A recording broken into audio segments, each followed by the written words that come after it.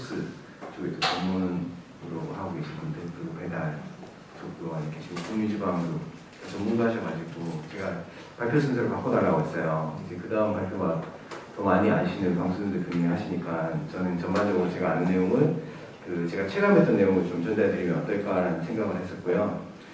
최근에 제가 뭐 상황이 이렇다 보니까 가맹영업 대행사를 하다 보니까 프랜차이즈 대표님들을 자주 만나요. 자주 만났을 때 제가 대행사의 입장에서 대표님들한테 느끼는 부분들, 그 부분들을 좀 가감 없이 그냥 편하게 얘기 드리는 게 좋을 것 같아요. 이제 프랜차이즈 본사를 분석한다기보다는 프랜차이즈 본사를 만났을 때 가맹영업 대행사가 느끼는 부분들, 그래서 영업을 하고 계신 분들 입장에서는 이런 포인트로 저희가 실제 속마음이 있으니까 대행사를 활용할 때 이런 부분을 좀 쓰면 어떨까라는 생각이 있고요.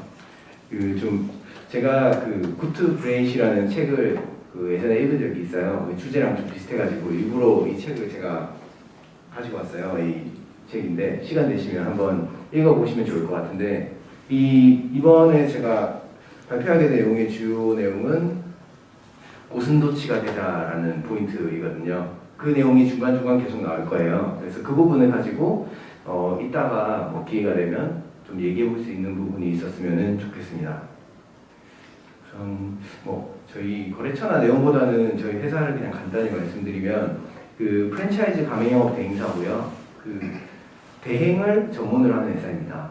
컨설팅을 한다기보다는 저희는 대행에 집중해서 프랜차이즈 본사의 대행을 전속으로 해서 그 프랜차이즈 본사에 문의가 왔을 때 그 문의를 전속으로 대행한다. 다들 여쭤보시는 게 컨설팅하고 어떤 추가적인 거 하냐고 여쭤보시는데 저희는 그냥 정확하게 프랜차이즈 본사가 가맹영업을 하는 걸 대행을 처음부터 끝까지 다 같이 해드린다는 거고, 우선은 뭐 가맹사업 구조 확인해가지고 이 프랜차이즈가 소비자 측면, 그리고 내부적으로 이 주방 안에서의 제조율 측면, 그리고 수익률 측면에서 괜찮은지를 확인해서 그 부분을 이제 가맹영업 홍보까지도 같이 진행하고요. 그 홍보를 토대로 가맹영업 상담까지 해서 출점을 하는 부분을 하고 있어요. 그래서 저희 거래처가 지금 뭐 협동조합분들이 좀 많으세요. 이제 좀 불안하게 오픈하고 싶지 않는 분들, 저희를 좀 믿고 이제 그렇게 맡겨주시는 분들이 있습니다. 예. 네, 첫 페이지에 제가 이렇게 했거든요. 제가 항상 마음속으로 생각하는 부분입니다. 이제 대표님들 많이 만나면 이제 처음에 속으로 이 생각하거든요. 아니 그럴 거면 이 생각을 항상 해요. 대표님들한테 감히 제가 생각하는 게 그럴 거면 직접 이렇게 리딩을 해주시든지 아니면은 제가 하자는 대로 좀 따라 주시든지 아니면 차라리 담당자들한테도 이런 생각을 해요. 차라리 나오고 제가 결정해서 진행하게 해주시든지 애매하게 진행하는 결과가 있으면 저희도 좋은 결과를 못 내서 어떤 일이나 하기 힘들다. 그래서 제가 프랜차이즈 본사를 만날 때 사실 속마음을 보는 건데요. 3분의 1이라고 해서 세 가지 중에 한 가지만이라도 좀 되면 정말 이 본사는 괜찮다. 세 가지가 다 맞다라고 하면 저는 이 본사가 좋은 본사라고 생각합니다. 네. 첫 번째로 미팅을 하거나 만났을 때 보는 부분인데요. 저희랑 공감하시는 부분이 있으실 것 같아요. 프랜차이즈 본사가 대행업을 맡기거나 영업 대행이든 아니면 뭐 마케팅 대행이든 목적이 있을 때 저희는 한 가지를 봐요. 왜 목적이 분명하신가? 목적이 분명하지 않고 애매한데 저희가 진행했을 때 애매한 결과를 가져오는 게 결과가 되더라고요.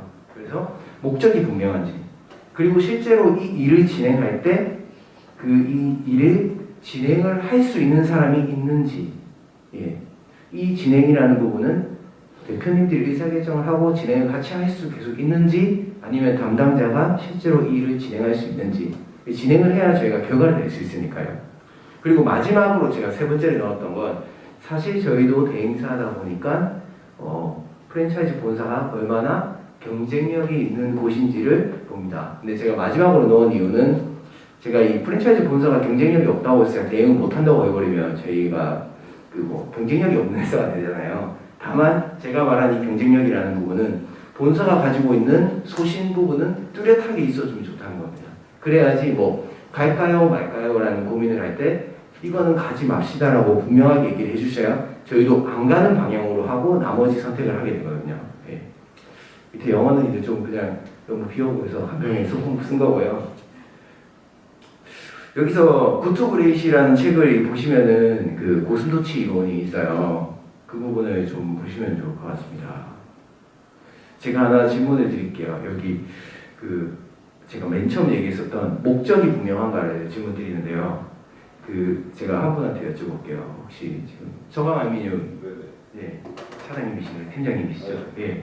그 음식 드실 때 가성비를 따지시나요? 품질력을 따지시나요? 두 개 다 있어요. 예, 그 이렇게 얘기하시는 분들이 많습니다. 예. 네, 보통은 음식은 그래도 선택할 수 있죠. 뭐 가성비를 하겠다, 품질을 하겠다. 저희 가맹영업 대행사잖아요. 제가 얘기를 드리면 그 상담을 한 2시간 해요. 하고 나서 느꼈던 결과 제가 마지막으로 질문을 합니다. 그래서 대표님 매장 수 확장을 원하세요? 매장의 안정적인 출점을 원하세요? 라고 질문하면 첫 번째 대답은 대부분 매장 확장하면서 같이 잘해서 해야죠 라고 얘기를 하거든요. 근데 제가 좀 처음에는 이 부분에 다 수긍했어요. 근데 결과가 애매하더라고요. 그래서 클리어하게 둘 중에 어떤 거 먼저 하면 좋을까요? 라고 질문을 드려요. 그거에 따라서 제가 결정을 좀 다르게 하는 경우가 있습니다. 매장 수를 확장해야 되면 어느 정도 리스크가 있어도 저희도 결과를 내야 되니까 이 왼쪽 보라색 쪽으로 가고, 아니면 안정적인 출점으로 가기 위한 좀 영업 담당자들한테 체크하는 부분부터 가져갑니다. 그래서 이 부분이 제가 얘기했던 이 부분이 클리어한지, 이게 본사랑 제가 계속 미팅을 할 때 판단하는 이 본사의 방향이 목적성이 정확하게 있는 곳인지 없는 곳인지, 만약에 없다고 하면 있도록 만드는 것이 저의 역할이라고 생각하기 때문에 이 부분이 있습니다. 제가 아까 고슴도치 얘기를 계속 드렸는데 그 책에 보면 그런 게 있어요. 이제 당신은 요요인가 고슴도치인가? 저는 가맹영업 행사하면서 본사 대표님을 만났을 때 이 대표님은 여우인지 고슴도치인지 확인을 합니다. 그 여우가 나쁜 건 아닌데요. 이것도 좋고 저것도 좋다 이렇게 하면서 저희를 만나는 경우가 있어요. 근데 그런 분인 경우를 확인하고, 아니면은 한 가지 큰 게 정확한 분들이 있어요. 그래서 가맹영업에서 출점을 뭐 이번 연도에 10개 하고 싶으니까 10개 기준으로 가지고 와 달라. 비용은 그거에 맞춰서 하든지 보고 판단할 테니까. 그러면 저는 그냥 고슴도치라고 판단을 합니다. 그래서 이 두 가지를 좀 많이 보셨으면 좋겠어요. 이 책을 제가 인용한 건 저의 업력보다는 이 책을 지은 사람이 엄청 유명한 사람이기 때문에 업력을 인용한 건데요. 그 고슴도치 전략을 여기서 굉장히 맹신해요. 가능하면 뾰족하게. 그리고 당신의 고슴도치는 어떤 건가? 라는 포인트를 계속 질문하거든요. 그래서 프랜차이즈 본사를 볼 때 저도 본사가 진짜 뾰족한 고슴도치인가를 계속 판단합니다.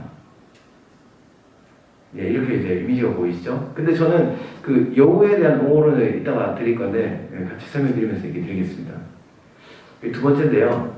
그럼 이제 일을 해야 되잖아요. 목표를 정하셨으면 그 다음 일을 저희랑 같이 진행을 해야 되는데, 제가 파이오니어를 이렇게 쓴 건 원래 개척자, 실제로 진행할 사람이 있느냐에 대한 질문인 거거든요. 네.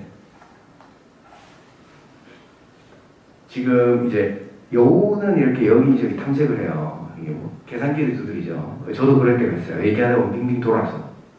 근데 가끔 그러다가 그런 경우가 있어요. 제가 얘기할 때 있거든요. 시간이 너무 오래 걸릴 때 대표님들한테 그 대표님 만약에 매장 수가 5개가 되지 않으면 저희랑 그 1년 전에 그 계약을 파기하시지 않을 건가요? 라고 질문할 때가 있어요. 왜냐면 저희 목표는 출점인데 대표님 제가 이렇게 해서 애매하게 했다가 그 계약을 하고 나서 서로 출점이 안 되면 계약 파기를 당하는데 그렇게는 안 하고 싶다. 조금 저희가 정확하게 하나를 말씀드리는 데가 있거든요. 제가 이 이야기를 하는 이유가 제가 본사를 만났을 때 그런 경우가 있어요. 본사에서 가지고 있는 분명한 기준이나 그 목표가 있는지 하나를 확인하고요. 그리고 두 번째 여기 들어가면서 보는 부분이 본사의 고슴도치 같은 실무자가 있는지를 제가 확인합니다. 이걸 확인하는 이유는 실제로 진행을 하다 보면 프랜차이즈 본사가 아주 안 좋은 케이스가 대표님은 잘하고 싶어 해요. 근데 저랑 일을 하시는 분들은 이제 실무자의 팀장이나 그 위에 버전 대표님들인데 결정을 할 수 있는 권한이 없어요. 그런 경우에는 저희가 어쩔 수 없이 3가지 전략을 씁니다. 이제 이끌든지 따르든지 비키든지. 근데 따르든지 아니면 비키든지를 어쩔 수 없이 할 수밖에 없어요. 왜냐면 그게 안 되는 경우에 결과가 안 되더라고요. 그래서 이렇게 보는 거죠. 이제 본사의 고슴도치 수, 결정권자가 있냐, 본사의 여우수, 고려권자가 있냐. 누가 이걸 이제 그려서 이렇게 했더라고요. 통합을 못하고 계속 이렇게 고민만 하고 여우같이 계속 계산하고. 근데 그 프랜차이즈 본사에 이제 구조가 나오는데 사실 다른 사업에 비해서 해야 할 일이 너무 많거든요. 그래서 이 내용 뭐 전부 다 뭐 간단히 얘기하면 프랜차이즈 본사에서는 프랜차이즈 본사 대표님이 이거 하나하나씩 어느 정도 체크하면서 가셔야 되거든요. 그럼 여우가 될 수밖에 없어요. 이 책에선 뭐 고스도치라고 하는데 뭐 하나하나 챙기기 필요하긴 한 거죠. 근데 이 부분 안에서 실제로 진행하는 이제 저랑 같이 진행하는 담당자들이 이 위에 뭐 하나의 섹션들 입지, 상품 하나씩은 결정을 본인들이 할 수 있냐 이걸 다 하나씩도 안 하는 경우가 있어요. 구조가 안 되어 있는 거죠. 그래서 그런 부분을 볼 때 저는 이 프랜차이즈가 좀 발전하려면 시간이 더 필요하겠다고 판단을 해요. 왜냐면 할 일이 너무 많아요. 프랜차이즈 외식업이 본사가. 근데 그 결정을 할 수 있는 사람은 대표님밖에 없어요. 근데 결정권을 저한테 주거나 아니면 담당자한테 줘야 되는데 담당자가 결정을 못해요. 근데 반대로 결정하는 담당자들이 있어요. 그 구조를 만든 회사를 보면 저는 바로 판단합니다. 이 회사는 구조가 진행된 게 빠르겠구나. 그리고 일을 맡겨서 이 사람의 역량이 그 결정을 할 수 있구나. 그래서 제가 판단하는 건 이 담당자가 그 고민 권한이 있는 상황인 거죠. 이랬을 때 저는 이 담당자들이 고슴도치가 될 수 있게 되어 있는 본사가 있느냐. 이 부분으로 저는 프랜차이즈 본사 구조를 판단합니다. 다시 한번 이 내용이 나오는데요. 이 고슴도치 케이스, 그리고 이끌든지 따르든지 비키든지 이 세 가지를 하는 본사가 저는 제일 좋다고 생각합니다. 그리고 브랜드 경쟁력 부분이 있는데 이건 뭐 아까 얘기 드렸다시피 지금 뭐 프랜차이즈 대표님 중에 지금 더스노우 대표님도 계시고 그랬을 때 그 경쟁력이 어떤 것이죠?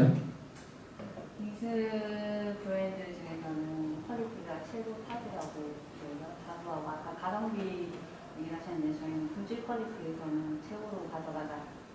대한민국 어디지나도 최고라고 자부하고 있습니다. 그게 맛으로 봤을 때 확실히 경쟁력으로 수치나 나올 수 있나요? 먹어본 사람들이 판단이? 노로가 나오고 확실히 본인들이 똑같은 상황에서 시간 타임이나 이런 외부 상황에서도 똑같이 놔둬도 확실히 눈에 보기에도 달라짐을 느낄 수 있기 때문에 테스팅도 가능합니다. 그 질문을 이렇게 드렸을 때 다들 확실한 경쟁력이 있는 대표님들이 있어요. 그러면 저희도 이걸 바로 판단을 하죠. 근데 아주 정성적인지 모르지만 경쟁력이 분명한 곳이 있어요. 저희가 뭐 제 머릿속에 있는 대행사가 자주 하는 일을 하는 곳이니까 뭐 베레드 와플 같은 경우를 보면 이제 와플 프랜차이즈 중에서 이제 리에주 와플 안에서는 가장 많은 이제 프랜차이즈 개수를 확보하고 있다든지 리에주 안에서는 그리고 아니면 제조하는 공장 안에서는 햇섭이 있는데 그 안에서도 제조형이 굉장히 좋다든지 그리고 반대로 뭐 배달 쪽도 그런 게 있었어요. 카페 배달 안에서는 우리 브랜드가 와플 배달하는 내부 직원들 중에 내부 맨파워가 배달 쪽에 있어서는 제일 좋다. 그 말을 대놓고 해요. 그러면 저는 이제 이 두세 가지 요소가 있으니까 본사 경쟁이 정확하게 있구나라고 판단을 합니다. 그러면 저희도 이제 버프가 있다고 생각하죠. 준비가 잘 돼 있다. 운영 안정화가 되어 있다. 우선 그런 케이스로도 많이 보고요. 뭐 녹색으로 한 게 제가 좀 선호하는 부분들이에요. 그 논쟁이 없는 본사가 있어요. 그냥 얘기하면 괜찮죠라고 했는데 애매하게 왔다 갔다 하는 회사. 그러면 이게 답이 안 나와요. 그 프랜차이즈랑 저희랑 이제 가맹 영어를 할 때 제가 뭔가 제안을 하면 한 8개 같은 애들은 2개 같은 경우는 이건 안 된다. 이렇게 하면 안 된다. 이런 기준이 정확하게 있거든요. 기준이 있고 그걸로 논의하는 회사가 있어요. 그 회사를 보고 저도 고민을 하게 만들어서 그 다음 서로 맞춰가는 것. 그거는 제가 너무 좋다고 생각했어요.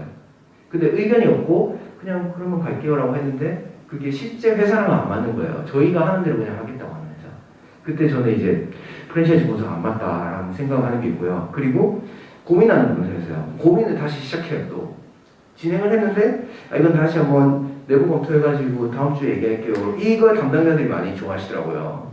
근데 이제 제가 그래서 고민을 가지고 있는 권한을 가진 담당자분이랑은 그 고민만 갖고 있으면 진행을 못하니까 실행하는 사람이 주거나 대표님이 필요하다는 얘기를 계속 드리는 거고요. 그리고 다 직접 하는 본사를 만난 적이 있습니다. 근데 실제 제가 프랜차이즈를 만나보면 그 100개 미만의 프랜차이즈는 직원들이 10명 이하가 대부분이더라고요. 제가 일전에 있었던 회사가 이제 피자 에볼로인데 그 회사에 원래 직원이 한 50명에서 60명 가까이 됐었어요.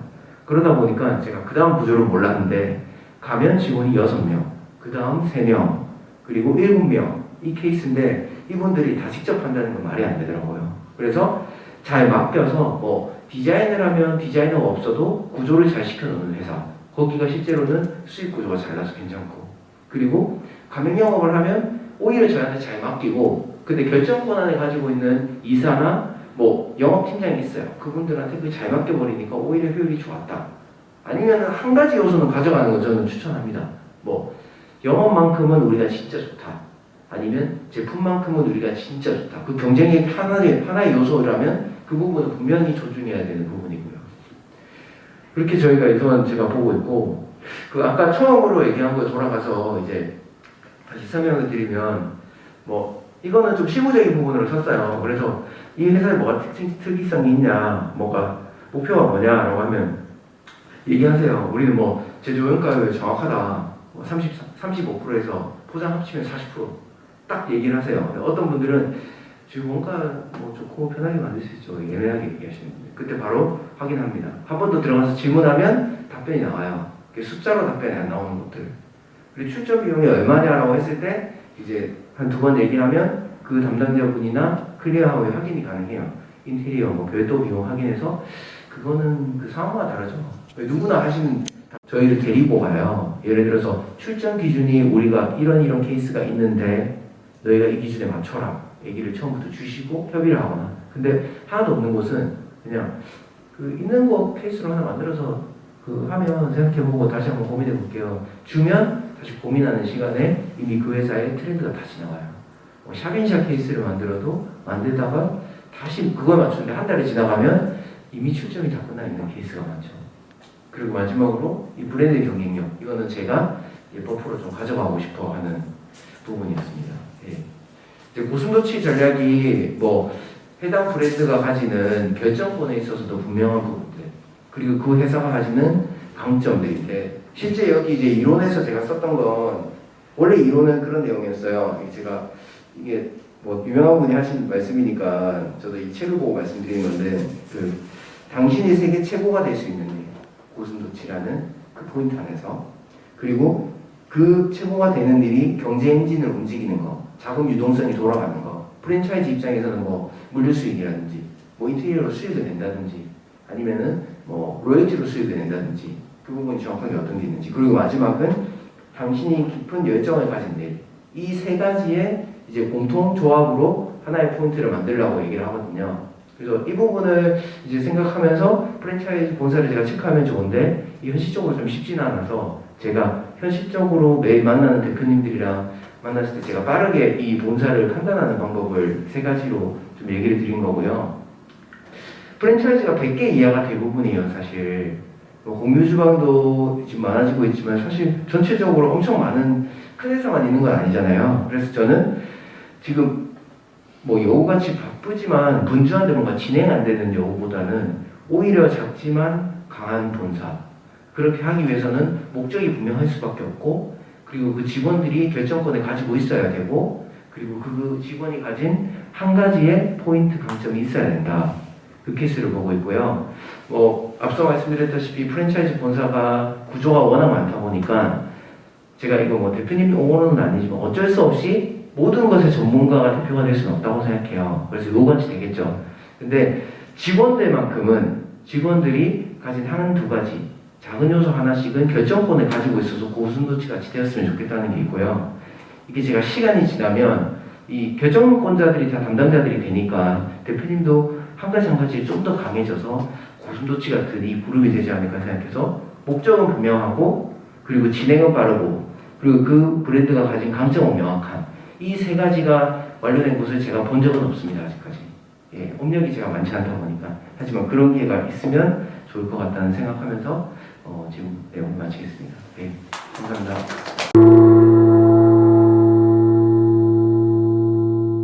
이런 사람이고요. 공유 FC를 운영하고 있는 게 제일 자부심 있는 활동이고요.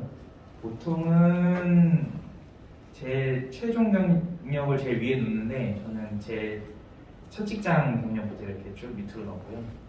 마지막 현재 알파랩이라는 4년 차에 들어선 회사를 운영하기 전에 마지막으로 일했던 곳이 피자알볼로라는 회사였고, 이 회사가 너무 좋은 회사여서 브랜드로서도 좋고 회사로서도 좋고 제 개인적으로도 너무 좋은 회사여서 이렇게 보면 여러 가지 활동들을 회사를 다니면서도 하게 됐어요. 그 동네 발전소라는 협동조합도 만들어서 활동을 했고, 공유 FC 포럼이라는 것도 그때 만들었고요. 여러 가지 활동들을 하게 되었습니다. 예, 회사의 배려와 회사의 철학 이런 것 때문에 할 수 있었던 일들이고요. 저는 주로 외식이나 이제 관광 이런 쪽 일에 주로 했었어요. 첫 직장이 모크밸리라는 리조트였고, 그 이듬해 이제 아웃백을 만드신 창업주들이 만든 이제 불고기 브라더스라는 브랜드에서 일을 했고, 그리고 제 사업을 첫 번째 사업을 그 도시락 프랜차이즈 사업으로 했어요. 그게 비방코리아라는 법인명을 가졌고, 여기에 직영점이 하나 있었어요. 그래서 근데 그 간판은 아직도 안 됐더라고요. 건물주가 세로 간판이 아직도 남아 있어서 뭔가 감정이 막 이입되더라고요. 8년 전에 망했는데 8년 후에 돌아왔는데 간판이 아직 그 매장에 있어. 예.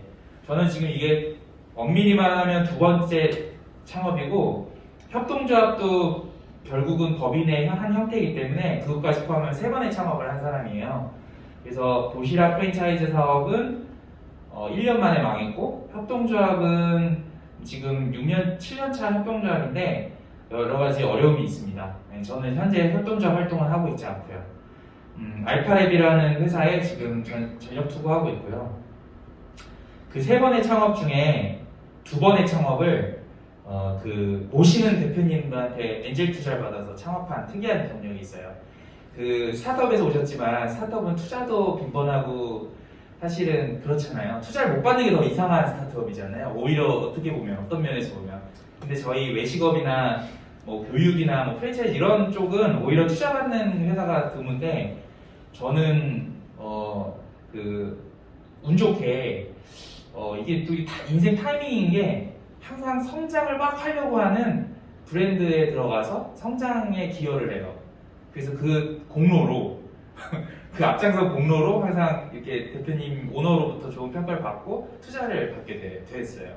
그러니까 사업을 계속 하고 싶은데 제 힘으로는 못 하는데 도와주는 분들이 계속 생긴 거죠. 그래서 두 번의 창업을 그런 인연으로 했습니다. 제가 만들고자 하는 제가 일을 통해서 혹은 사업을 통해서 꿈꾸는 세상은 이 그래프 안에서 다 설명이 어느 정도 돼요. 저는 이 우리나라 외식 산업을 그래프로 표현하면 양쪽에 그 끝단에 있는 이런 곳들이 아니라 가운데에 있는 흡사, 일본에 많죠. 이런 분들이 철학과 소명으로 지속 가능한 장사를 하는 사람들이 지금보다는 좀 더 많아지는 세상을 꿈꾸고 있습니다. 제 프랜차이즈들에 대해서 조금 이미지를 좀 보면 이런 안 좋은 이미지들이 있어요. 그래서 제가 이런 일을 하는 데 있어서 좀 어려움이 따르는데요. 저는 이런 이미지를 극복하고 좋은 프랜차이즈를 만드는 생태계, 그래서 아까 표에서 말했듯이 뭐 프랜차이즈 가맹 점주님들도 소상공인이니까요. 전체적으로 저는 장사를 소명으로 생각하는 그런 자영업자들, 소상공인들, 그리고 그에 부합한 좋은 본사들이 있었으면 좋겠다는 생각으로 살고 있고요. 오늘은 공유FC는 프랜차이즈니까 프랜차이즈 중심으로 이야기를 하면 저는 좋은 프랜차이즈가 이렇게 큰 범위로 있고, 그리고 제가 주창하는 그 소셜 프랜차이즈가 조금 더 좁은 개념에 이렇게 포함되어 있다고 생각을 해요. 이걸 왜 이렇게 그랬냐면, 소셜 프랜차이즈가 아닌데 그러니까 즉 소셜을 제가 치환을 그냥 착한 프랜차이즈로 했을 때 착한 프랜차이즈가 아닌데도 좋은 프랜차이즈가 있는 경우가 많더라고요. 그래서 이게 꼭 착하다고 잘 되는 것도 아니고, 나쁜 기업도 언젠간 망할 수 있겠지만 현재 제 스냅샷으로 봤을 때는 이미 좋은 브랜드로 정평이 나 있어요. 예. 그래서 이렇게 그래프를 그렸고, 전 그런 프랜차이즈가 뭔가에 대해서 좀 설명을 드릴 건데요. 먼저 소셜 프랜차이즈에 대해서 설명을 드리겠습니다. 이 소셜 프랜차이즈가 왜 등장했는지에 대한 배경을 제 나름의 논리로 설명을 드릴게요. 일단 프랜차이즈 산업시장을 여기 계신 분들 되게 많이 아시니까 중요한 내용 아니니까 넘어가겠습니다. 이 비즈니스 모델을 보셔야 되는데요. 이 프랜차이즈 비즈니스 모델은 뭐 이렇게 복잡한 구조를 가지고 있고 제가 퇴사하기 전에 저희 다녔던 회사의 비즈니스 모델을 하나의 어떤 장표로 이렇게 구성을 저는 했었어요. 근데 여기서 말하고 싶은 거는 이 밑에예요. 이 프랜차이즈 비즈니스 모델의 속성은 학습 효과, 그러니까 계속 반복 학습해서 결국 규모를 키우는 규모의 경제를 만드는 비즈니스거든요. 이 부분이 이 대해서 정확하게 인지를 하고 계셔야 돼요. 프랜차이즈 비즈니스가 성공할 수 있는 거는 성장할 수 있는 거는 학습 효과를 하고 반복된 학습 효과로 규모를 키우는 규모의 경제화에 어울리는 비즈니스 모델이다. 그런 부분을 좀 설명드리고 싶고요. 자세한 내용 뒤에서 또 이어서 하겠습니다. 그래서 그런 산업들은 학습 효과로 규모의 성장 경제를 만들 수 있는 기업들은 보통 이렇게 J 커브 성장을 해요. 이게 알볼로의 성장 그래프랑 유사하거든요. IT 기업들이 대부분 J 커브를 그리면서 성장하잖아요. 그래서 저희 프랜차이즈 기업들도 성장하는 기업의 그래프를 그리면 보통 이런 J 커브를 보통 그려요. 알볼로도 대외적으로는 알려졌을 때 되게 빨리 성장한 것처럼 보이고 그런데 사실은 이렇게 밑에를 좀 기어가는 그 오랜 기간이 있었거든요. 하여튼 그런 구간을 뚫고 나면 갑자기 2배씩 막 성장하는 그런 폭포수 같은 J커브 성장을 합니다. 그래서 프랜차이즈 기업도 IT 기업 못지않게 성공한다는 전제하에서는 이런 그래프를 그리고요. 이게 좀 옛날 장표여서 좀 민망한데요. 왜냐면 왜 성공하는 브랜드들이 있고 성공을 하지 않는 브랜드들이 있느냐를 그릴 때 제가 이렇게 장표를 했었는데 이 왼쪽 장표에서 지금 조금 힘들어하는 브랜드들 많이 보이시죠?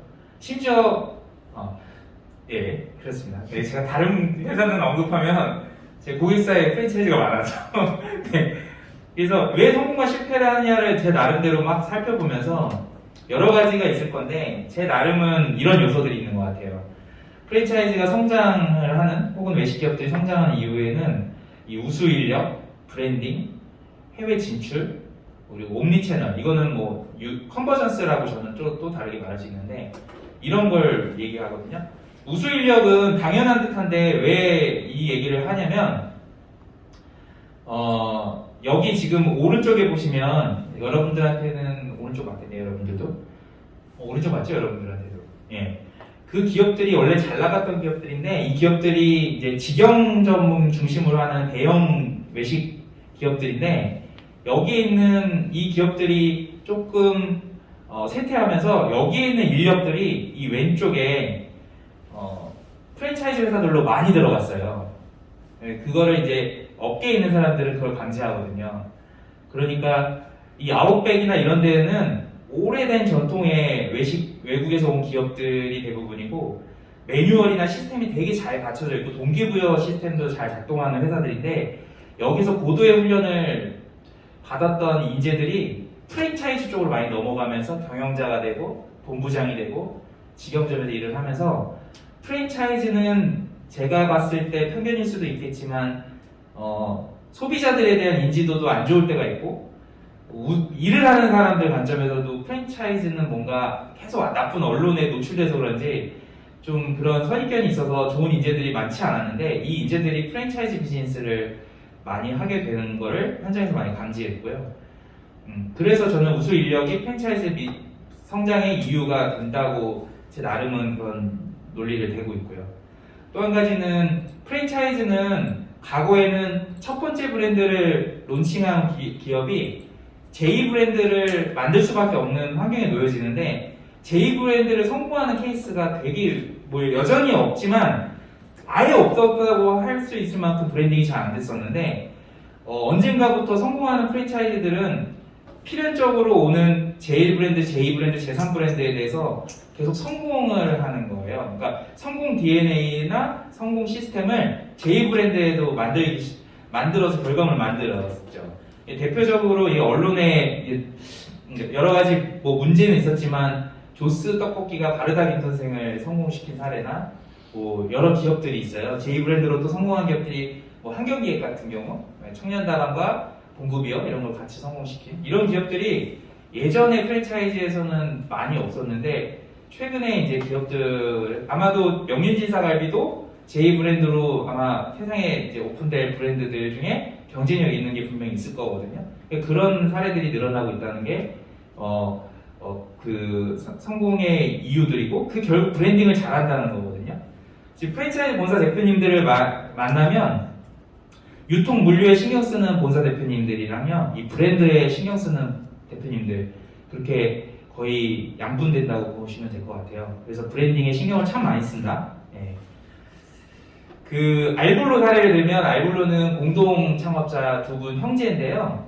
이게 본인들이 의도한 건지 그 아레나를 서로 그렇게 나눈 건지 모르겠는데 너무 절묘하게 동생 부사장님은 유통 물류 메뉴 개발에 완전히 그냥 오타쿠처럼 전력 투구하시고 그 대표님은 다른 부서들의 직보고를 다 받지 않는데 디자인팀 보고는 다 직보고를 받아요. 근데 이게 조스 대표님도 제가 알기로는 디자인에 엄청나신 가지신 분이라고 들었거든요. 그러니까 성공한 기업들은 브랜딩 능력이 있고 브랜드를 되게 중요하게 생각한다 이런 부분. 그리고 해외 진출의 성장의 이유로 썼는데 사실은 해외 진출을 많이 했지만 성장을 해서 많이 하지만 또 지속적으로 진출에 성공한 기업이 없어서 사실 이걸 쓸까 말까 고민했는데 앞으로의 프랜차이즈 성공 모델은 해외 진출을 잘하는 브랜드들이 헤게모니를 가져가지 않을까 하는 약간 바램으로 좀 넣어봤습니다. 그래서 그렇고요. 그리고 옴니 채널은 이제 최근에 두드러지는 특징이죠. 이게 저는 오프라인, 온라인 이런 채널들을 이렇게 다양하게 활용하는 거 이런 의미로 썼지만 넓게 보면 뭐 서비스를 하는 프랜차이즈 서비스를 하지만 제품도 만들고 그리고 B2B 채널, 유통 채널에서도 팔고 B2C로도 팔고 뭐 이렇게 다양하게 채널을 오가면서 영역 없이 판매를 하고 있는 그런 기업들이 잘 되지 않을까라는 생각에 성장의 이유를 이렇게 나열해봤고요. 안 되는 이유는 저희 프랜차이즈는 가불 프레임에서 벗어나지 못하는 것 중에 하나고요. 규모의 비경제성은 규모의 경제성하고 다른 말이에요. 그래서 규모가 커지면 커진 거에 대해서 인력들이나 시스템을 방만하게 해놓게 되는데 갑자기 성장이 멈추면 그 규모의 경제를 일으켰던 그런 고정 어떤 자산, 고정 인력 이런 것들이 그대로 비경제성으로 돌아오죠. 역설이죠, 역설. 그래서 바로 그게 기업을 힘들게 하는데요. 프랜차이즈 회사들이 잘 될 때 브랜드들을 늘려나가요. 브랜드가 많은 게 잘 될 때는 뭐 전문 용어로 범위의 경제라고 해서 많이 이렇게 잘 포트폴리오 구성하면 효율이 되는데 그 브랜드 많은 것들이 이제 뭐라도 조금 경기가 안 좋거나 조금 운영에 좀 전다 이러면 바로 그냥 규모의 비경제성으로 돌아오는 것들. 그리고 다양한 이해관계. 이거 프랜차이즈는 점주라는 특별한 존재도 있고 협력업체라는 분들도 있고 여러 가지 다양한 이해 주체들이 있는데요. 그것들을 잘 관리하기가 쉽지가 않고요. 그리고 리더십에 대한 부분이 저는 되게 급격한 성장이랑 같은 얘기인데 결국 프랜차이즈 본사 대표님들 중에 직장인으로 시작하신 분들보다 자영업으로 시작하신 분들이 많다 보니까 체계적인 어떤 배움이나 어떤 시스템을 구축하거나 리더십을 가질 수 있는 그런 거에서 조금 이격되신 분들이 많은데 그러다 보니까 급격한 성장에 의해 그런 좋은 리더십을 갖기 어려운 그런 부분이 발생하는 것 같습니다. 이거는 좀 유식해 보이려 이렇게 어렵게 한 건데 저는 가맹비와 로열티의 관계에 대해서 되게 고민을 많이 했으면 좋겠어요. 근데 여기 계신 분들은 잘 아실 것 같은데 가맹비와 로열티는 어떤 개념이냐에 대한 부분인데요. 이 표는 신경 쓰지 마세요. 이거는 가맹비는 결국은 프랜차이즈 브랜드를 잘 만든 그 프랜차이즈 브랜더한테 프랜차이즈 즉 가맹 점주들이 하나의 보상의 개념으로서 돈을 지급하는 거거든요. 이론을 보면.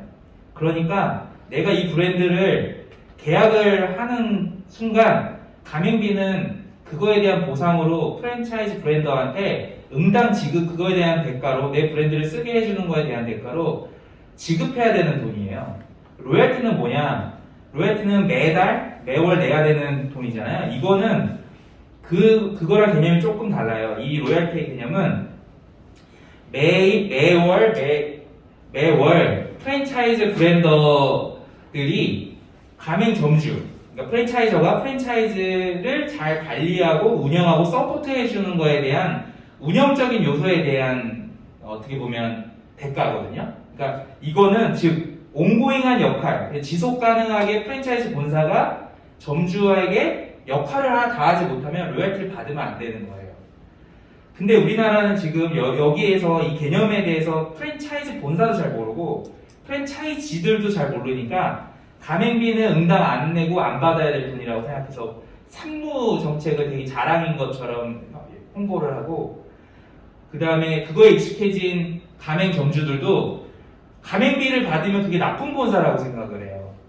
근데 외국에서 프랜차이즈 본사 같은 경우는 어떤 힘을 가졌냐면요, 브랜드 운영이 잘 안 되면 우리나라는 본사가 도망다녀요. 근데 외국에서는 프랜차이즈가 잘 안 되면 점주가 도망다녀요. 왜냐면 이 좋은 브랜드를 가지고 점주가 운영 능력이 부족해가지고 운영을 잘 못한 거라고 치부되거든요. 그러니까 되게 개념이 되게 오랫동안 성숙한 프랜차이즈 문화를 갖고 있는 데들은 어떤 이론적 개념과 그다음에 어떤 그 프랜차이즈 브랜드로서에 대한 존중이나 이런 것들이 잘 오랫동안 만들어져 있는 거거든요. 그리고 로열티의 부분은 이거예요.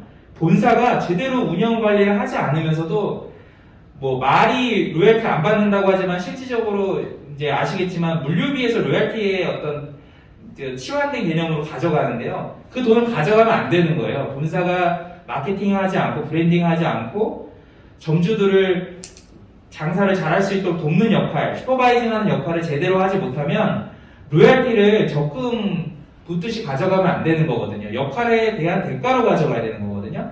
근데 역할을 못하는 본사들도 물류비를 통해서 지속적으로 거의 많은 로열티들을 요구하고 가져가거든요. 그러니까 장사가 잘 안 되면 적게 가져가는 구조를 만들어놔야 되거든요, 본사는. 그게 로열티의 개념이거든요. 그러니까 우리나라는 정말 잘못되어 있는 거죠. 그래서 저는 가맹비를 받는 브랜드들을 좋은 브랜드라고 생각을 해요. 저는 반대로.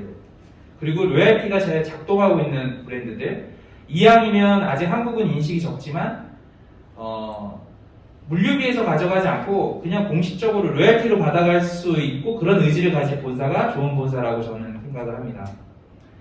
그리고 이것도 도표는 조금 복잡해 보이지만 이것도 잘 해석을 해야 돼요. 그러니까 이 실선과 점선의 차이는 뭐냐면, 실선은 거래 관계가 오가는 직접적인 관계고, 이 점선은 거래 관계는 아니지만 뭔가 영향을 미치는 간접 관계인데요.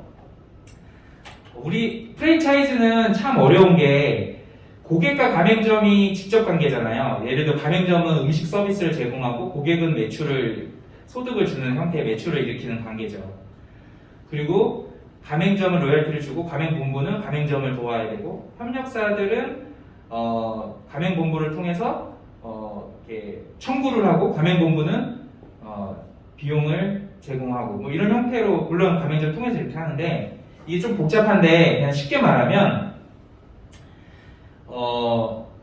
가맹본부가 죄송합니다. 요거는 조금 어려울 수 있어서 제가 설명을 좀 드리기가 좀 복잡해서 좀 패스하고 이따가 생각나면 다시 말씀드리겠습니다. 네. 저는 아까 말했던 그런 요소들이랑 이런 요소들 때문에 그 프랜차이즈가 아까 그 규모의 경제를 가진 그 시스템을 가지고 있다고 그랬잖아요. 성장하는 데 있는 그 시스템과 그 성장하는 거에 대한 이익이 그 프랜차이즈 본사 대표한테 조금 많이 집중되어 있는 이 구조를 시스템이 아닌 사람과 독점적인 요소를 좀 분배하고 나눔의 어떤 가치로 바꿔야 된다는 생각을 하고 있는 사람인데요. 이게 쉽진 않아요.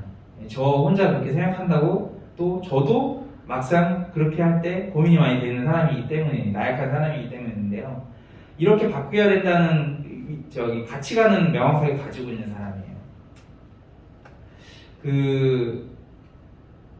기존에는 좋은 프랜차이즈들이 CSR을 하면 된다고 생각을 했어요. 그러니까 성장하고 나누면 된다고 생각했거든요. 근데 성장하고 나누는 게 언제 성장할지도 모르고, 성장한 다음에 나눴을 때 나눔을 받은 사람들이 그러니까 타이밍적으로 성장하고 나는 게 크게 도움이 안 될 때도 있고요. 뭐 여러 가지가 있는데 제일 문제는 이 표에 있어요. 이게 뭐냐면 이 CSR의 단계가 있는데요. 이런 사람이 주창한. 근데 우리나라는 CSR 한다고 하면 대표님들이 어떤 것부터 하냐면 요거부터 해요. 이 탑이거든요. 탑 자선적. 베풀고 호혜를 베풀고 이런 게 자선적 CSR이라고 해서 4단계로 보면 제일 최상위 CSR인데 대표님들이 이거부터 해요.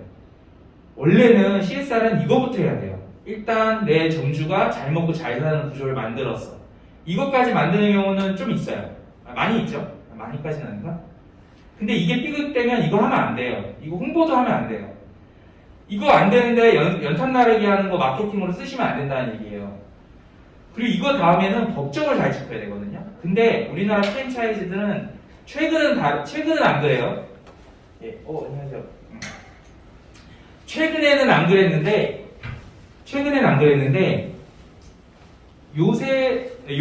과거에는 여기 단계까지 가지도 않았어요. 위법을 다 저지르고 돈만 벌면 된다는 생각으로 많이 했었거든요. 그 다음에 이게 되면, 그 다음에는 이제 윤리적으로 법을 포함한 넓은 개념의 테두리에 윤리성이 있어야 되는데, 2단계까지 가는 경우가 많지가 또 않아요. 그 다음에 자선적으로 CSR을 해야 되거든요. 그래서 CSR의 4단계는 결국은 이 순서대로 하는 거지, 우리나라에서는 성격이 급해요. 참 이거부터 하잖아요. 이게 문제라는 거죠. 예, 이거는 기억해 놓으시면 좋은 이론이거든요. 예. 뭐 이런 것도 있어요. 번 거를 나누는 개념이 있고요. 벌면서 나누는 개념이 있어요. 버는 수단으로서 벌면서 그러니까 사업의 개념이 나누는 거 버는 것을 같이 하는 뭐 이런 구조적으로 이런 활동들을 하는 게 있고요. 제가 이 세 가지에 저는 요새 집중하고 있고 세 가지 활동들을 주로 하는데 저는 이제 자영업 시장에 대한 부분을 되게 많이 고민해요. 여기가 가맹점주님들을 포함한 많은 자영업자들이 많이 분포되어 있는 데거든요. 그래서 이런 스몰 마켓, 자영업 시장이 잘 되지 않으면 아무리 무슨 정책들을 하더라도 우리나라 그 외식이나 프랜차이즈 경제는 좋지 않다라는 생각을 명확하게 하고 있어서 저는 여기에 대한 활동들을 몇 가지 하고 있어요. 예전에 협동조합을 운영했었고 그게 이제 골목을 활성화시키는 일들을 했고 그 다음에 이제 최근에 하고 있는 것들이 이제 캠프 형태의 장사학교를 만드는 일들이 있고 지금은 최근에는 이제 B2G로 정부 지원의 위탁 운영사가 돼서 전국에 있는 외식 기업들, 외식 매장들을 컨설팅하는 일을 운영사로서 하고 있거든요. 그러니까 이런 걸 통해서 자영업자들을 좀 들여다보는 일들을 하고 있어요. 그리고 또 하나의 이제 S에서의 그 공유 가치인데요. 위에는 여러분들이 알고 있는 이 공유 경제는 비효율된 자원을 같이 공유해서 자원의 효율을 만드는 공유 경제예요. 이게 되게 좋은 것 같지만 실질적으로는 이 시스템을 만든 또 사람에게 집중이 되거든요. 이 수익이나 이런 게. 그래서 결국은 우버 회장님, 에어비앤비 대표님을 돈을 많이 벌게 하는 거지 에어비앤비 그 사람들, 우버의 기사들이 돈을 예전보다 엄청나게 많이 벌고 효익이 생기는 구조는 장기적으로 보면 아니거든요. 그래서 저는 이 비효율, 자원의 효율을 만드는 공유경제가 아니라 이 사회적 가치와 경제적 가치가 같이 혼용돼서 돈은 버는데 그 돈을 버는 수단으로서 돈이 목적이 아니라 돈이 수단이 되고 나누면서 돈을 버는 형태의 그 비즈니스 구조들에 대해 관심이 많아요. 그래서 그 프랜차이즈에서 소셜 프랜차이즈에 관심이 많은 거고 기존에 옛날부터 뭐 사회적 기업들이 있었고 최근에는 여러 뭐 협동조합을 비롯해서 많은 기업들이 나타나고 있는데 이쪽에 좀 더 관심이 있고요. 뭐 이런 것들 있고 시간이 많이 될 것 같아서 제가 핵심만 좀 얘기하고 약간 설명에 가까운 거는 생략을 많이 할게요. 이거는 되게 어려운 키워드인데 그러니까 되게 심오한 키워드라고 쉬운데 심오한 키워드거든요. 그러니까 프랜차이즈의 용어가 프랑인데 이게 권한을 이렇게 나눠주는 개념이거든요. 본사, 브랜더가 가맹점주님한테 똑같이 돈을 벌 수 있는 권한을 나눠주는 거거든요. 그러니까 프랜차이즈는 기본적으로 나눠주는 사업이에요. 이거에 대한 본질을 점주나 창업자나 본사는 알아야 돼요. 그러니까 이게 권리가 아니라 내가 가진 권리와 그런 것들을 나눠주는 개념이거든요. 이 용어가 그래요. 이 어원이 그래요. 어원이. 프랑이라는 어원이. 그리고 또 하나의 프랜차이즈 본질은 로열티인데요. 이 로열티를 받아야 된다는 그 의미의 로열티가 아니라 영문으로 하면 충성하다 뭐 그런 뜻이잖아요. 근데 결국은 그 충성심을 갖게 하는 것들, 찐 팬이 되게 하는 것들이 결국 브랜딩을 통해서 만들어지는 거거든요. 그러니까 프랜차이즈 산업이 브랜딩으로 잘 다듬어지지 않으면 결코 점주님들한테 충성심을 만들어낼 수가 없어요. 로열티를 받을 수 없는 거예요. 로열티를 갖게 할 수도 없고 돈으로서의 로열티, 돈의 개념으로서의 로열티도 받을 수가 없는 거예요. 그래서 프랜차이즈 기업들이 브랜딩이 잘 안 돼 있는 것들, 그리고 그 브랜딩이라는 개념을 너무 좁게 프랜차이즈의 디자인이나 이런 걸로 좁게 해석해서 운영 관리하고 있는 본사들은 결국은 로열티를 받을 수 없는 기업들이거든요. 그래서 브랜딩의 본질에 대해서 고민을 많이 하고 있는 기업들이 대부분 로열티를 받을 수 있는 좋은 본사다라고 생각을 합니다. 그거를 두 가지 키워드로 보면 브랜딩은 결국은 신뢰를 만들고 충성심을 만드는 거고 하나의 프랜차이즈 본사와 가맹점의 공동체가 되는 거고 공유는 나눔의 그냥 뭐 비슷한 얘기지만 이렇게 돼야 되는 거고요. 저는 이런 활동들을 그래서 여러 가지 활동을 하고 있는데 뭐 이거는 지금 활동 안 하니까 설명을 자세하게는 하기 어려운데 키워드는 골목을 활성화시키는 일들을 하겠다는 게 제 비전이었고 지금 이게 6년 차인가요? 5년 차인가요? 6년 차인가요? 16년부터 했으니까 6년 차인데요? 5년 차인가? 5년 차네요. 아 6년 차구나.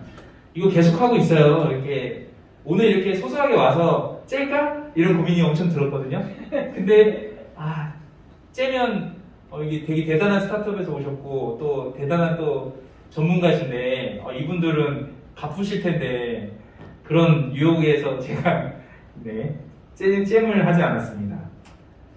지금 제가 하는 사업은 이거고요. 4년 차거든요. 2년 차까지는 회사가 망할 뻔했어요. 망하는 게 정상인 회사였어요. 3년 차에 정신을 차렸어요. 너무 위기에서 이제 구원을 받았거든요. 위기가 오니까 이제 일단 생존하는 거에 집중하게 되고 생존을 구간을 넘어서니까 우리 회사가 가졌던 철학과 본질이 뭔가에 대해서 고민을 하는 단계에 이르렀어요. 그래서 제가 이렇게 회사를 이게 옛날에 사업계획서 만들었을 때도 이렇게 썼었는데 제가 너무 민망하게 실이 이걸 이렇게 사업계획서에도 이렇게 해놓고선 요거 조금 찔끔하고 교육 조금 하고 컨설팅 조금 하고 그랬었는데 지금은 이 정의에 따라서 지금 가려고 회사 방향성을 확실하게 틀었어요. 그런데 이걸 하려면 돈이 좀 많아야 되거든요. 그러다 보니까 돈이 없어요, 제가. 그래서 이거를 좀 아직도 하고 있어요. 이게 아쉬워요. 이게 아쉬워요.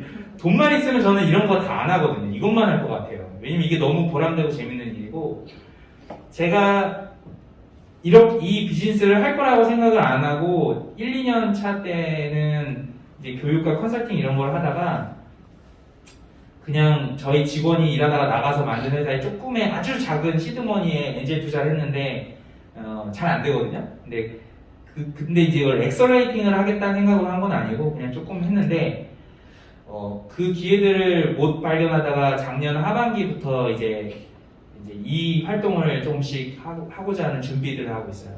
그래서 첫 번째 엑셀레이팅으로 이제 개념으로 만들어진 회사가 아까 방금 전에 저보다 발표를 훨씬 잘한 제이분이 그런 거고요. 저도 IT 기업 하고 싶고 이렇게 정부에서 좋아하는 기업들 하고 싶었는데 제가 이렇게 먹는 밥이 다 이런 밥이더라고요. 제가 만약에 조금이라도 제가 원하는 어떤 일을 하려고 하면 어색한 옷이 돼버리더라고요. 그런데 제 고객사들이 저를 필요로 하는 일들이 다 이 프랜차이즈나 외식 쪽 일들이에요. 그래서 프랜차이즈 가맹된 비즈니스를 하는 회사를 같이 만들었어요. 그래서 아니나 다를까 몸에 맞는 옷을 사니까 이제 고객들이 찾아주더라고요. 그래서 성과가 좀 나오고 있고요. 저희가 예를 들어 이걸 제이문이 왜 필요했냐면 저희 회사에서 교육과 브랜딩을 통해서 브랜드가 만들어지면 이걸 확장할 때는 프랜차이즈 분야에서는 가맹 영업이 확장을 도와주는 일이거든요. 필연적으로 따르기 때문에 필연적인 일을 한 거예요. 사업을 한 거고요. 그리고 이제 다음 달 초에 나오는 이제 회사가 두 군데가 있는데 한 군데가 이제 소스를 만들어주는 전문적으로 소스 만들어주는 거 개발을 도와주는 회사가 오픈 소스랩이라는 회사고요. 이런 작은 가게가 프랜차이즈하거나 작은 가게가 온라인 비즈니스를 온라인 상품을 만들 때 소스를 개발하거나 아니면 제품을 개발하는 일들이 생각보다 녹록진 않거든요. 그러니까 MOQ도 높고 이 제조사가 좋은 제조사인지도 모르겠고 가격도 뭐 이게 적합한지도 모르겠고 그리고 뭐 제일 어려운 게 이제 제품에 대한 뭐 표기 사항이나 그 성능이나 기능 뭐 이런 거 부분에 대해서 다 사실 전문 지식이 없다 보니까 그런 거를 사실 하기 어렵거든요. 그러니까 그런 걸 도와주는 전문적인 그 일을 하는 회사가 만들어지고요. 그리고 저는 컨설팅을 언제까지 하고 싶진 않은데 돈 때문에 해야 되니까 계속 유지하고 있는데 컨설팅을 유지하려면 제가 브랜드를 운영하면 브랜드를 소유하면 도의적으로 제가 조금 어려움이 있거든요. 그러니까 그래서 저는 이제 브랜드를 만드는 일은 직접 제가 브랜드를 운영하거나 소유하는 일을 안 했는데 투자를 통해서 간접적으로 브랜드를 만드는 일을 최근에 하기 시작했어요. 그래서 작년에 이제 지방에 있는 되게 좋은 치킨 브랜드에 투자를 했고, 그다음에 이제 다음 달에 이제 여기 계신 더스노 대표님은 노년에서 되게 유명한 빙수 브랜드 이제 매장인데요. 이거 한 6평 정도 되는 데서 여름에 8천만 원 파니까 이게 여러분이 상상하는 그런 브랜드예요. 근데 자영업으로 되게 행복하게 잘 사셨는데 프랜차이즈 하면 괴로운 걸 저는 알고 있어서 프랜차이즈 한 번도 권한 적이 없거든요. 근데 코로나가 도와줬어요. 코로나가 기업을 만들어서 지속 가능하게 운영해야지만 살아남을 수 있다는 시그널을 이 더스노 그 남편분과 함께 같이 줬고, 형님이 프랜차이즈 원하지 않았는데 그 남자 대표님께서 나는 안 할 건데 아내와 같이 프랜차이즈를 하면 좋겠다라는 얘기를 해주셔서 이제 출범을 하게 됐습니다. 그래서 그 브랜드를 한번 A부터 Z까지 물론 브랜드를 처음부터 제가 만든 건 아니라서 이것도 역시나 한계는 있지만 저는 도시락 브랜드 실패한 것만으로 충분한 경험을 해서 미련이 없어요. 브랜드 만드는 거에.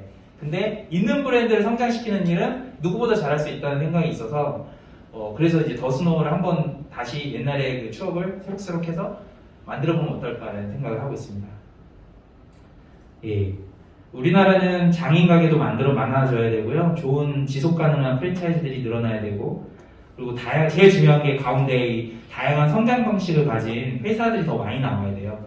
지금 근데 장인 가게랑 다양한 성장 방식, 지속 가능한 프랜차이즈 이거 지금 다 이런 방향으로 흘러가고 있는 것 같아요. 그래서 너무 고무적이에요. 근데 예.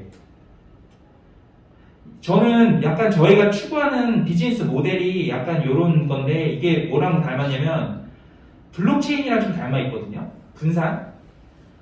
사회적 경제도 제가 많이 여기서 들어가서 활동해 봤는데요. 결국 여기에 구태한 어떤 중앙이 있어요. 그 사람들이 탈을 쓰고 있지 이 사람들의 연결을 돕는 사람들은 아니더라고요. 제 경험이에요. 이건 제 개인적 소견임을 밝혀줄 거고요. 자막에도 이렇게 있을 거예요.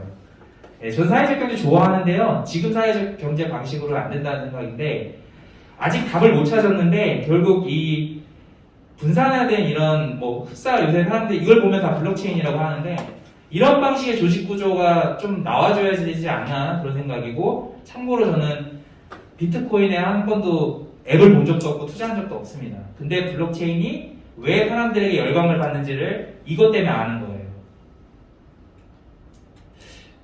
제가 이런 활동들을 한 것들은 너무 시간이 많이 걸리니까 다 패스 할게요. 이거는 관심 있는 분들 검색하시고요. 공유FC에서 오셨으니까 당연히 너무 잘하실 거고, 알파랩은 이런 학교도 운영하고 있고, 지금 하늘문이 닫혀서 못하고 있는데 이런 연수위원 할 거고요. 여기 계신 분들 7월에 부여에서 인장사 캠프 하거든요. 그때 다 참석하셔야 돼요. 워크샵을 겸해서 가는 겁니다. 공유FC. 가고 싶지 않아요? 이거 포스터 보면 안 가고 싶어요? 태국, 베트남, 중국. 예, 북한. 예, 북한 가요? 북한 근처까지 갔어요. 근처까지. 단도. 예, 여기 갔어요. 여기 좋아요. 북한 사람이랑 얘기했어요. 근데 북한 사람 나이키 옷 입고 있더라고요. 아, 그래서 이 자본주의의 썩은 물이 거기까지 다 들어갔구만. 그런 생각했죠. 그리고 저는 지금 이 프랜차이즈 트러스트라는 거를 만들고 있어요. 이게 뭐냐면 프랜차이즈 혁신 기업들 뭐 좀 거창하게 항상 만들어요. 그래야지 마케팅을 잘 못해서 일단 메시지 거창하게 해서 이런 거 속아서 조금 선동돼서 오게끔 좀 유도하거든요. 프랜차이즈 트러스트, 신뢰를 만들자, 우리 스스로. 그래서 프랜차이즈 대표님들 13명인가 14명이 가입되어 있고요. 저희가 하는, 알파랩이 하는 모든 서비스를 이렇게 싸게 패키지로 팔아가지고 코로나 때 망하지 않은 이제 시드머니가 됐어요. 예. 코로나 때 망했어야 되는데, 이것 때문에 약간 시간을 벌었거든요. 이걸로 시간을 한 2달 번 다음에, 그 다음에 이제 뭐 여러 가지 일로, 먹고 사는 일로 살아났습니다. 근데 제가 이 설명을 왜 하냐면요. 여기 공동 비즈니스 비전에 보면 이 펀드가 있었거든요. 저는 이분들 프랜차이즈 대표님들이 참여할지 모르겠지만 이분들이랑 제일 하고 싶은 게 프랜차이즈 기업들, 좋은 프랜차이즈에 투자를 하는 새싹 좋은 프랜차이즈 기업들에 투자하는 프랜차이즈 기업 대표님들의 쌈짓돈으로 만들어진 펀드를 만드는 게 목표인데 이걸 머리로만 상상하고 있다가 실행을 못하고 있다가 이제 다음 달 초에 중기부에서 엑셀레이트 등록이 돼요. 저희 회사가 심사가 엄청 오래 걸렸어요. 저희 왜냐면은 저희 회사를 너무 안 좋게 보니까 컨설팅 회사가 이런 거 해. 그리고 뭐 공간도 없어서 다 대관한 남의 공간들 막 협약 맺어가지고 막 하고 그리고 제일 황당했던 게 니네 전공자들은 상경 계열이냐. 그래서 저희 외식이나 호텔이나 이런 건 다 상경 계열로 저희는 공부를 했거든요. 근데 이쪽 이 인력들을 상경 인력을 넣으니까 여기는 다른 계열로 보더라고요. 그래서 계속 빠꾸대고 이래서 그 질의하는 과정을 통해서 최종적으로 서류가 들어가고 예정대로라면 이번 주 목요일이나 금요일에 나오거나 늦어도 다음 주 초에 나와요. 그러면 이 펀드를 만들 수가 있어요. 법적으로. 개인 투자 조합이라고. 그러면 제 목표는 한 10억에서 20억 정도의 펀드를 만들어서 단순히 프랜차이즈가 아니라 소셜 프랜차이즈거나 아니면 프랜차이즈 비즈니스의 개념을 차용해서 성장할 수 있는 여러 농업법인 무슨 제조회사 혹은 이런 프랜차이즈와 관련된 영역에 있는 기업들을 잘 발굴해서 푸드 중심의 그런 기업들에 투자를 하고 싶고요. 테크는 저희보다 훨씬 잘 푸드테크 투자를 하는 회사가 있어서 테크 쪽보다는 약간 저희 회사가 도움을 실질적으로 줄 수 있는 기업들을 많이 발굴하려고 노력할 예정입니다. 이거 표를 제가 만들었었는데요. 이거는 어려워요. 네. 아까 소셜 프랜차이즈에 얘기했고 이제 정리하면 저는 이제 꼭 착한 프랜차이즈 아니어도 소셜이 아니어도 좋은 프랜차이즈의 개념이 뭘까를 제가 이거 급하게 생각나는 거 5개 정도로 추려왔어요. 첫 번째, 이건 얘기했으니까 생략할게요. 두 번째는요, 앞으로의 프랜차이즈들은 이 SCM이라고 하죠. 이 1차, 2차, 3차 산업이 잘 믹스된 통합 공급 사슬 관리가 잘 되는 그런 브랜드들이 성공하지 않을까? 그런 프랜차이즈가 좋은 프랜차이즈 아닐까? 그러니까 로컬에서 재료가 시작돼서 유통 가공을 거치고 제조 생산을 거쳐서 결국 우리 식당까지 오는 형태로 만들어지는 브랜드들이 좋은 브랜드. 다 이렇게 흉내를 내고 있잖아요. 어디서 유자를 가져왔다 어디에서. 근데 실제 진짜 지역 기반에서 뭔가 재료가 시작돼서 뿌리부터 시작된 진짜 찐 프랜차이즈들이 앞으로 더 많이 나오지 않을까 그런 생각을 하고 있고 이런 융복합 산업형 브랜드면서 통합 공급 사슬 관리가 잘 되는 브랜드들이 프랜차이즈에서 좋은 프랜차이즈지 않을까. 두 번째는 주도적인 기술인데요. 이 주도적인 의미를 잘 해석해야 되는데 프랜차이즈 비즈니스가 J커브라서 IT 기업들이 프랜차이즈 기업에 많이 들어오려고 하고 있어요. 프랜차이즈 업을 한다는 게 아니라요. IT의 기술과 혁신을 가지고 프랜차이즈 산업을 들어온다는 얘기고요. 더 중요한 거는 프랜차이즈 비즈니스가 경쟁자가 항상 중요한 건데 프랜차이즈 비즈니스는 되게 낙후되어 있는 산업이라고 보니까 이분들은 와서 흡사 예전에 이제 우리가 뭐 미국 아메리카에 들어간 선지자 선교사들처럼 IT 기업들이 이쪽으로 엄청 많이 들어와요. 예. 그래서 이런 회사들이 막 생기는데 이런 회사들이 나쁘다는 게 아니라 이들이 만드는 산업의 변화는 기술 중심이 좀 많을 수밖에 없거든요. 그리고 물론 학습력이 좋아서 이해를 빠르게 하지만 제가 생각하기에는 그래도 이제는 프랜차이즈 분야에 있던 사람들이 IT 기술을 바라보면서 주도적인 기술화를 가져갈 수 있는 프랜차이즈 기업들이 변화를 만들면 더 좋지 않을까라는 생각을 허황되지만 하고 있습니다. 세 번째는 해외 진출인데 이 본처치킨은 뭐 다 알잖아요. 여기 계신 분들 다 알 거예요. 국내 매장이 하나도 없는데 해외에서 진출해서 해외 현지화로 성공해서 아예 해외에서 더 유명한 우리나라 치킨 브랜드인데 해외 진출은 마지막 남은 우리나라의 성장 솔루션이라고 저는 생각해요. K푸드 프랜차이즈 산업이 지금 로컬 지역적인 사회적 트렌드와 정부 정책도 많이 그렇게 가면서 왜냐면 급성장 시대에는 바퀴벌레 같은 프랜차이즈 비즈니스가 일자리를 창출하고 많이 산업의 성장을 돕는다고 생각했는데 정부 기조가 완전히 바뀌었어요. 이제 저성장이기 때문에 적당히 자영업자들을 도와주면서도 한편으로 너무 성장하는 걸 원하지 않아서 모든 지원 사업에서 다 배제거든요. 프랜차이즈가 살아남을 길은 해외밖에 없어요. 우리 프랜차이즈가 해외 가면 로컬이거든요. 그래서 거기서 환영을 받을 수가 있고요. 공유키친 우리나라에서 이게 또 바퀴벌레처럼 늘고 있지만 그게 배달 비즈니스가 늘어서 되는 부분은 또 있지만 저는 배달 비즈니스가 잘 돼서 는다고 해석하는 사람이 아니라 부동산 비즈니스가 늘어나기 때문에 중요해지기 때문에 공유키친이 늘어난다고 생각하는 사람이거든요. 그러니까 부동산을 가진 사람의 헤게모니로 커지고 있는 게 공유키친이라는 거죠. 근데 이 국내에서 공유키친이 운영으로 검증된 브랜드가 없어요. 제가 알기로는.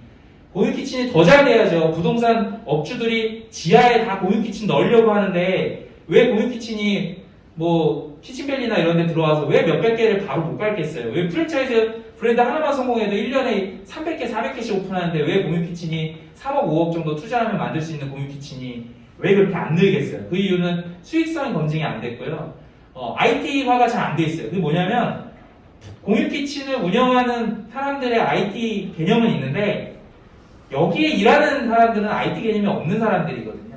그 사람들까지 같이 만든 생태계를 움직여야지만 IT화가 되고 공유키친이 잘 작동해서 서포트를 해줄 수 있는 건데 그것도 잘 되기가 힘든 구조고요. 그나마 되는 이유는 부동산 업주들이 낮은 임차료로 전대차를 주기 때문에 그러니까 전대차를 해줄 수 있는 구조를 만들어주기 때문인 거거든요. 공유키친 임대 사업자한테. 그러기 때문에 검증이 아직 안 됐다고 저는 보는데 공유키친은 그래도 저는 필요하다고 생각하는 게 딱 유일한 게 이거예요. 해외 나갈 때는 공유키친으로 나가는 게 좋을 것 같아요. 왜냐면 검증을 해야 되거든요. 시장 검증. 처음부터 매장을 내고 본사에 직원을 파견해서 해외에서 체류비만 막 한 달에 막 1억 몇천씩 나가는 거를 감당하는 게 아니라 한국을 대표하는 공유키친이 나가서 거기에 딸린 국내 치킨 허리 굽히고 피자알볼로 허리 굽히고 공유키친으로 작게 입점해서 거기서 시장 검증을 해야 된다는 주의예요. 그래서 공유키친이 해외 진출에 유리할 수 있겠다. 성공할 수 있는 모델이다 이런 생각을 하고 있고요.